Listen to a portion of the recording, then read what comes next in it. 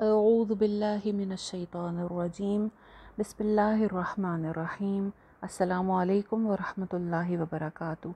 उम्मीद है कि आप सब खैरियत से होंगे। आज का हमारा जो लेसन है वो लास्ट 4 मखारिज के बारे में होगा। पहला मखरज आज का जो है वो है वाव, जो कि आपको नज़र भी आ रहा होगा। वाव थोड़ा सा ट्रिकी इसलिए है कि इसको अक्सर लोग जो है वाव, जैसे हम उर्दू में बोलते हैं, उर्दू प्रोनंसिएशन वाव की और अरेबिक जो प्रोनंसिएशन है वाव की वो थोड़ी सी डिफरेंट है। उर्दू में हम मोस्टली अपने ऊपर वाले 2 दांत नीचे वाले होंठ पे लगा के कहते हैं वाव वाव, जबकि अरेबिक में इसमें दांत इस्तेमाल नहीं होते। ये गोल होंठों से अदा होता है और गोल होंठों पे ही एंड होता है।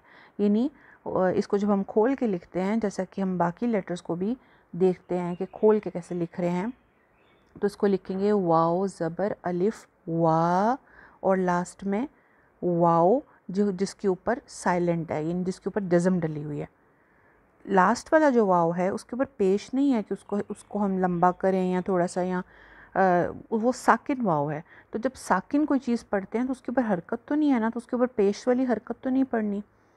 दूसरी बात यह है कि वाव के ऊपर कोई भी हरकत आपको नज़र आए, अगर ज़बर है या कोई भी और हरकत है, उसकी फिर भी अदायगी गोल होंठों से ही होती है।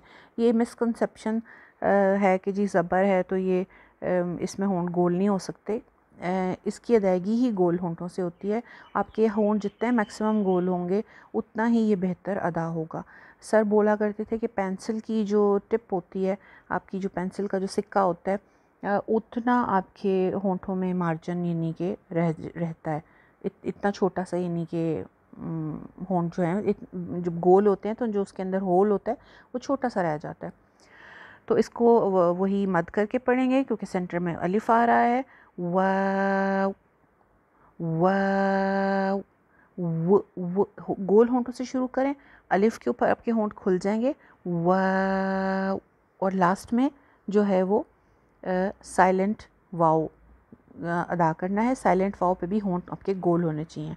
वाव वाव, इस तरह से बिल्कुल ठीक हो गया। वाव के बाद आ जाता है हा। ये वाला जो हा है ये नॉर्मली हम उर्दू ज़ुबान में भी इस्तेमाल करते हैं। गोल हा, 2 चश्मी हा जिसको कहते हैं। उर्दू में जो हम बोलते हैं हा, हाथी, हार या हाय अल्लाह या और इस तरह की जो भी हम हा से वर्ड्स बोलते हैं वो यही वाले होते हैं, बेसिकली इसी वाले हा से होते हैं। ये ख़राब तब होता है जब इसके अंदर हम दूसरे वाले हा की आमेज़िश कर देते हैं। मतलब क्योंकि वो कॉन्शियसली निकालना पड़ता है, दरमियान हलक से निकलता है। ये वाला हा भी हलक ही से निकलता है, लेकिन हलक के सबसे नीचे वाले हिस्से से निकलता है जो कि सीने से करीब है। तो इसमें ना आवाज़ अगर हम ऊपर वाले हलक की तरफ लेके आने की कोशिश करें या इसको कॉन्शियसली निकालें तो फिर ये इसमें गड़बड़ का इम्कान है, वरना नॉर्मली ये लोगों की ठीक ही होती है। ठीक है, हा हा हा, एक अलिफ लंबा करके पढ़ना है, हा, जैसे उर्दू में बोलते हैं हा।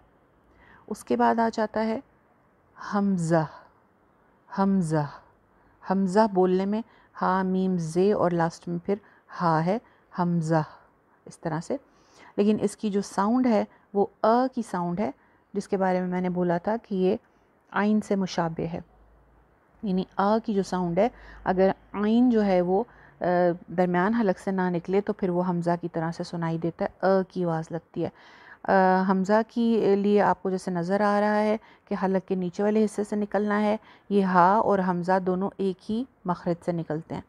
अभी तक हमने जितने भी लेटर्स पढ़े उसमें आप मुख्तलिफ सेट्स जो हैं वो देख चुके हैं। नेक्स्ट लेसन में हम उन सारे सेट्स को एक दफ़ा लिख लेंगे और नोट कर लेंगे ताकि, और फिर उनको याद करेंगे ताकि आसानी हो। तो ये हमज़ा और हा ये भी दोनों हरूफ हल्की हैं, यानी हलक से निकलते हैं, हलक के नीचे वाले हिस्से से निकलते हैं, बग़ैर कोशिश के निकलते हैं, बग़ैर कॉन्शियस होने के आपने इनको पढ़ना है, हमज़ा और हा।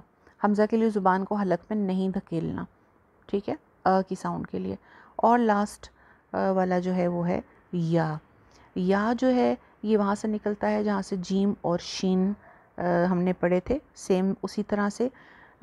اس میں اول تو یہ بھی سبھی لوگوں کا الحمدللہ ٹھیک ہی ہوتا ہے.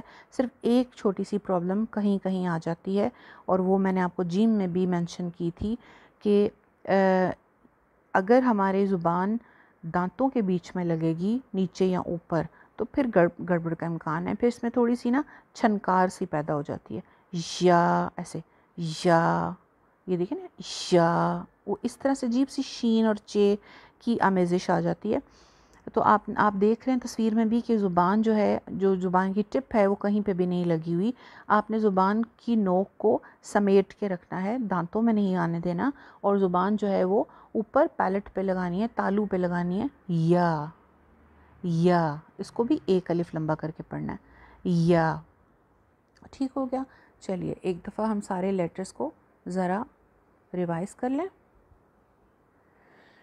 جن لیٹرز کو ہم نے مد کے ساتھ پڑھا تھا ان کو ہم نے مد کے ساتھ پڑھنا ہے پریکٹس میں، اور جن کو ہم نے مد کے بغیر پڑھا تھا ایک الف لمبا کر کے، ان کو ہم نے ایک الف لمبا کر کے ہی پڑھنا ہے. چلیے شروع کرتے ہیں. بسم اللہ الرحمن الرحیم.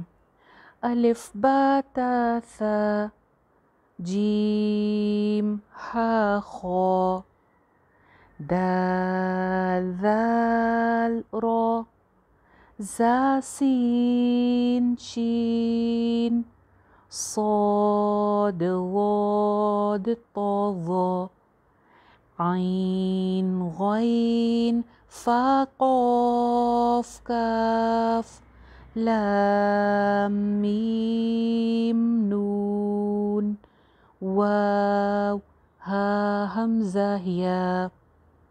بالکل ٹھیک. آپ نے بھی اس کو خوبصورتی سے پڑھنے کی پریکٹس کرنی ہے.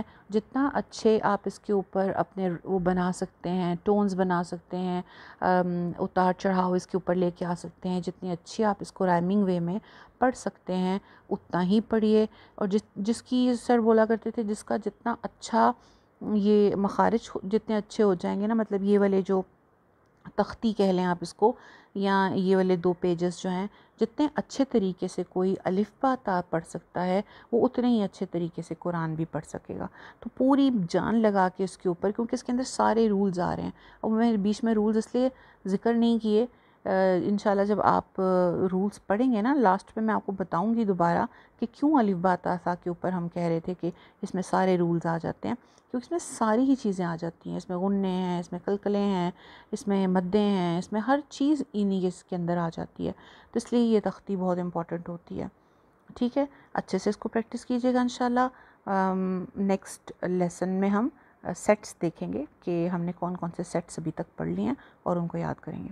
السلام علیکم ورحمۃ اللہ وبرکاتہ.